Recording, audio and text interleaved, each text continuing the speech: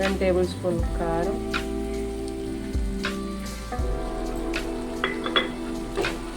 ఇవన్నీ కొంచెం ఫ్రై చేసుకుందాం.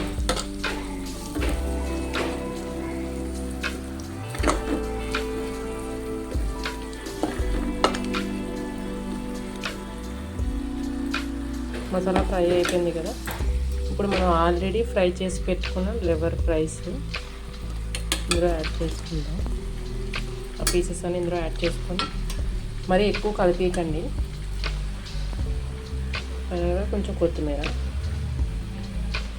మొత్తం అంతా ఒకసారి మిక్స్ చేసుకుందాం. చాలా నెమ్మదిగా మిక్స్ చేయండి, ఎందుకంటే ఏదంటే మళ్ళీ గుండ్రా అయిపోతుంది, బాగోదు, చూడడానికి కూడా బాగోదు. చూసారు కదా, లివర్ ఫ్రై తయారైపోయింది. ఫైనల్గా కొంచెం కొత్తిమీర యాడ్ చేసుకొని సర్వింగ్ బౌల్లో తీసేసుకుందాం. అంతే, స్టవ్ ఆఫ్ చేసేసుకోండి. చూసారు కదా, మన లివర్ ఫ్రై తయారైపోయింది. చూడడానికి చాలా బాగుంది కదా, అచ్చం లివర్ లానే ఉన్నాయి కదా మొత్తం అన్నీ.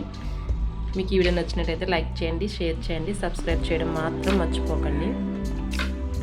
చూసారు కదా, మన లివర్ ఫ్రై తయారైపోయింది. తినే ముందు కొంచెం నిమ్మకాయ పిండుకొని తింటే చాలా బాగుంటుంది. తోటకూర లివర్ ఫ్రై రెడీ అయిపోయింది. మీకు వీడియో నచ్చినట్టయితే లైక్ చేయండి, షేర్ చేయండి, సబ్స్క్రైబ్ చేయడం మాత్రం మర్చిపోకండి.